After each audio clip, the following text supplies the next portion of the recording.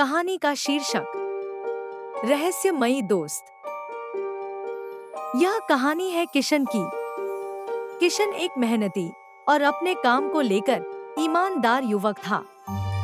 वह एक call centre में काम करता था, जो रोज अपने काम में इतना व्यस्त रहता है कि उसे समय का ध्यान ही नहीं रहता है। एक दिन उसे अपने काम की एक महत्वपूर्ण प्रोजेक्ट के वजह से देर हो जाती है और वह रात में घर लौटने के लिए निकलता है। किशन का घर उसके ऑफिस से लगभग 2 किलोमीटर की दूरी पर होता है और दिन के समय ही उसकी गाड़ी उसका एक दोस्त लेकर चला गया था, जिस कारण अब उसे पैदल ही जाना पड़ता है। रात का समय था और सड़कें सुनसान थी। किशन अपने कदम तेजी से आगे बढ़ा रहा था कि अचानक उसे लगता है कि कोई उसका पीछा कर रहा है, और जब उसने पीछे मुड़कर देखा तो वहां कोई नहीं दिख रहा था। उसके दिल की धड़कनें तेज हो जाती हैं। किशन अब अपने चलने की गति बढ़ा देता है। जैसे जैसे वह आगे बढ़ता है, उसकी घबराहट बढ़ती जाती है और कुछ दूर चलने के बाद उसे एक आदमी रास्ते में मिल जाता है, जो बहुत ही सहज और विनम्र होता है। उसने किशन से पूछा कि कहाँ जा रहे हो भाई? किशन ने उसे बताया कि वह अपने घर जा रहा है। अब वह आदमी भी किशन के साथ चलने लगता है और दोनों बातें करते करते आगे बढ़ने लगते हैं।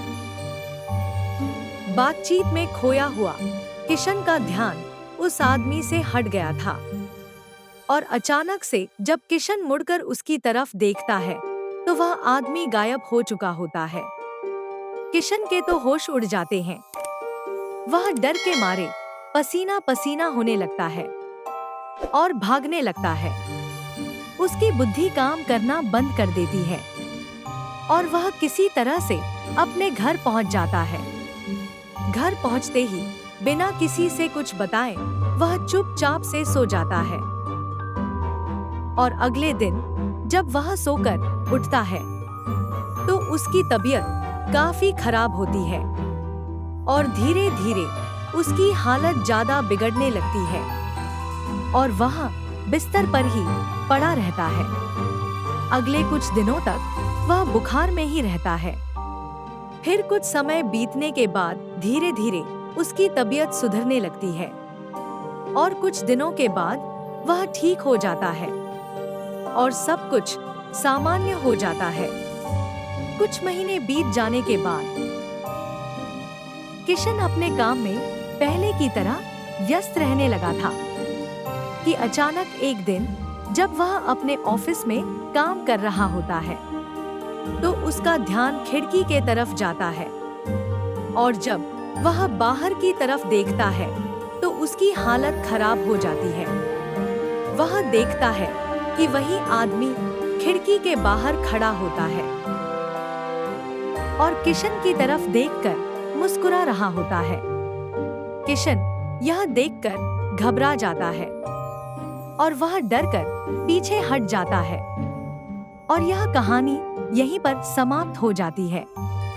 लेकिन वह आदमी कौन था और वह किशन का पीछा क्यों कर रहा है, यह रहस्य अनसुलझा रह जाता है। इस रहस्य के साथ ही कहानी का अंत हो जाता है। अगर आपको यह कहानी अच्छी लगी हो तो हमारे चैनल को सब्सक्राइब करें, जिससे आपको नए अपडेट मिलते रहे। धन्यवाद।